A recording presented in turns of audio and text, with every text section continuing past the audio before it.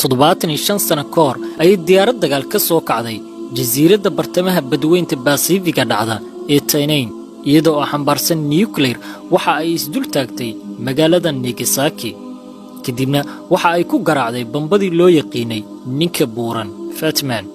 3 maalmood kahor xilligaas ay sidoo kale diyaarad kale oo xambaarsan nuclear ay soo dul istaagtay magaalada Hiroshima iyadoo ku garaacday bambadii ay siday oo loo yaqiinay wiilka yar Little Boy dhacdooyinkaasi waxa ay sababeen in Hiroshima ay ku dhintaan dad kor u dhaafay qiyaastii 77,000 ilaa 129,000 oo qof halka Nagasaki ay ku dhinteen 40,000 ilaa 80,000 oo qof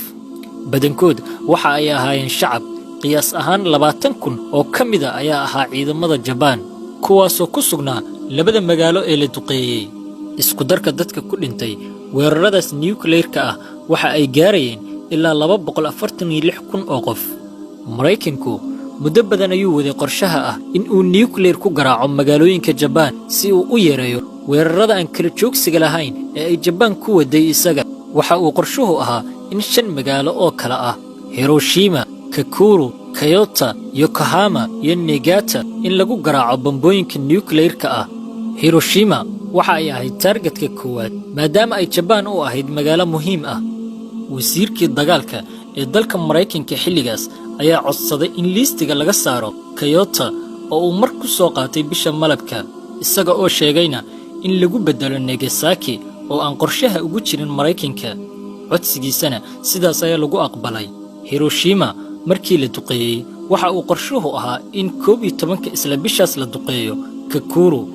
balse waaxda cimilada Mareykanka ayaa xog ay soo gudbisay ku sheegtay in 5 maalin ee soo aadan ay cimiladu xumaanayso sida awgeed Mareykanka waxa qasab ku noqotay in inta aan la gaarin xilliga uu duqeeyo Kakuru balse nasiib wanaag targetka Kakuru ma uusan haleelin waxaana lala beegsaday targetkaas Nagasaki oo ay ku dhinteen dad ku dhow 80,000 oo qof weerarka koowaad 7 diyaaradood ayaa la diray kan labaadna 6 diyaaradood mid kamida 7 hore ayay bambada Hiroshima saarneyd 6 kalena waxa ay ahaayeen sahmiyayaal magaalooyinka kale sawir qaadayaal iyo waardiyayaal weerarka labaadna waa la mid Mareykanku ma uusan joojin ku garaacidda Japan nuclear-ka waxa ay ciidamadiisa badda Pacifiga ku sugan dalbadeen bambooyin kale balse Japan ayaa ku dhawaaqday inay isdhiibtay maalmo yar kadib waxa ayna meesha ka saartay garaacidda 3 magaalo ee kale halkaasna waxa ku soo idlaaday dagaalkii labaad ee dunida dhibaatadii ka dhalatay duqaymahaas Japan waxa ay ku noqotay urkutaalo halka dadka kale ee dunidana ay u noqotay taariikh fadlan haddii aad ka heshay muuqaalkan like saar waan kaaga mahad celinayaa daawashada muuqaalkan waa inoo muuqaalka xiga insha Allah